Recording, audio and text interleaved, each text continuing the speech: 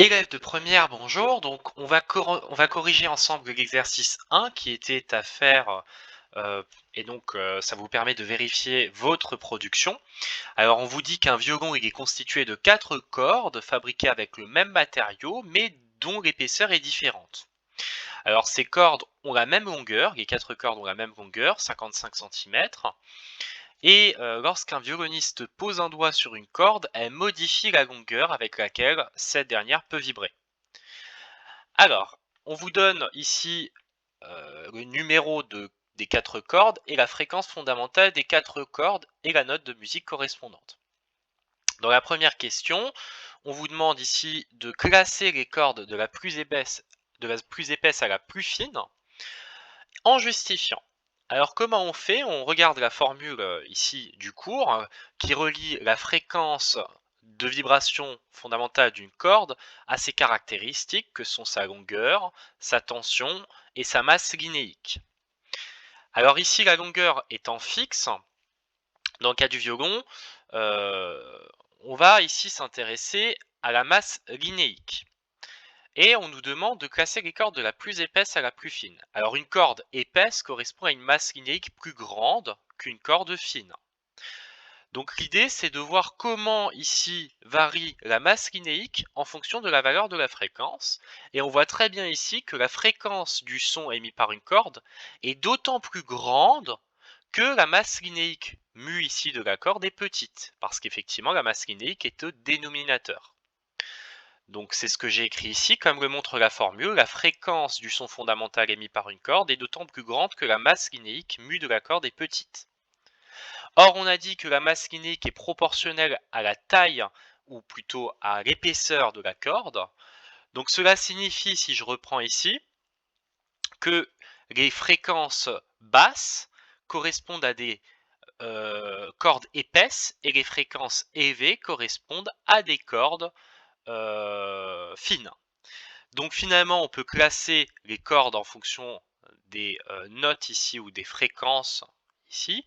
De la plus épaisse à la plus fine, ça correspond donc à la plus grave, le SO2, jusqu'à la plus aiguë, le Mi4. Donc dans l'ordre, la plus épaisse étant la corde numéro 1, puis la corde 2, puis la corde 3, et la moins épaisse, donc la plus fine, étant la corde numéro 4. Alors, dans la question 2, on vous demandait de déterminer le paramètre ou l'action que va faire la violoniste qui constate que son instrument n'est pas bien accordé, que la corde du La3 est accordée trop haut. D'accord? Donc la fréquence de son fondamental est trop élevée. Alors si je vous réaffiche la formule, qu'est-ce qu'il faut faire pour modifier la valeur de la fréquence, sachant que la fréquence est trop élevée, la note est trop aiguë? Alors, la longueur étant fixée, on ne va pas jouer sur la longueur. La tension de la corde, pardon, la masse linéique de la corde étant fixée également, hein, on ne va pas rajouter de l'épaisseur à la corde ou en enlever. On va jouer sur la tension. Et donc, on va utiliser les clés d'accordage au niveau de la tête du violon. Alors, ici, vu que la fréquence est trop élevée, il faut diminuer F0 ici. Pour diminuer F0, il faut diminuer T tout simplement. Donc on arrive à la conclusion, si la fréquence du son émis par la corde est trop élevée, d'après cette formule, si je diminue T ici, vu que T est au numérateur, T va varier de la même manière que F0.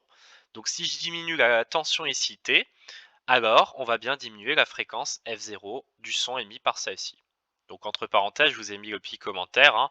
On peut également augmenter la longueur L de la corde. Si j'augmente le dénominateur ici, ça va bien diminuer ma fréquence ici. Mais la longueur de la corde est imposée par la taille du violon. Alors on passe à la question 3. On vous demandait de vérifier une formule et on vous disait que le numéro de la corde ici, qu'on note avec un indice n, en fonction de ce numéro de corde, on n'a pas réparti de manière aléatoire les fréquences. Et qu'on a une relation mathématique, donc la musique est aussi synonyme de mathématiques, hein, une relation mathématique entre les différentes fréquences. Fn plus 1 égale 1,5 fois Fn. Donc la corde n plus unième possède une fréquence qui est en relation avec la corde précédente. Et on vous demande de vérifier cette formule, donc on va le faire. On va vérifier en remplaçant la valeur de n ici par 1. Si je mets n égale 1, ça me donne f de 1 plus 1, donc f2. F2, bah, si on regarde dans le tableau, c'est 294 Hz. Et nous, ce qu'on veut vérifier, c'est l'autre côté du égal, c'est vérifier si F2, c'est bien égal à 1,5 fois F1, parce qu'on a pris n égale à 1. Est-ce que c'est le cas? F2 égale 1,5 fois F1. Alors F1, c'est 196 Hz, donc 1,5 fois 196. Et si on fait le calcul, on retrouve bien 294 Hz. Donc pour n égale 1, la formule est valide. Vérifions-la pour n égale 2. On refait la même chose. Donc on remplace n par 2 dans la formule, hein, c'est juste on remplace la valeur de n par 2. Donc f2 ici, 2 plus 1, ça fait 3. Alors f3 dans le tableau, c'est censé être 440 Hz. Vérifions si on arrive à retomber sur cette valeur à partir de la fréquence de la corde précédente. Donc ici, f2. Est-ce que c'est bien égal à 1,5 fois f2? Bah oui, 1,5 fois 294 Hz, ça fait bien 440 Hz. Donc la relation est bien vérifiée. Et d'ailleurs, c'est l'objet de la dernière question. On va en pouvoir, à l'aide de cette relation, déterminer la fréquence fondamentale de la dernière corde. Alors la relation qu'on a vue jusqu'ici, c'était ce qu'on appelle une relation par récurrence.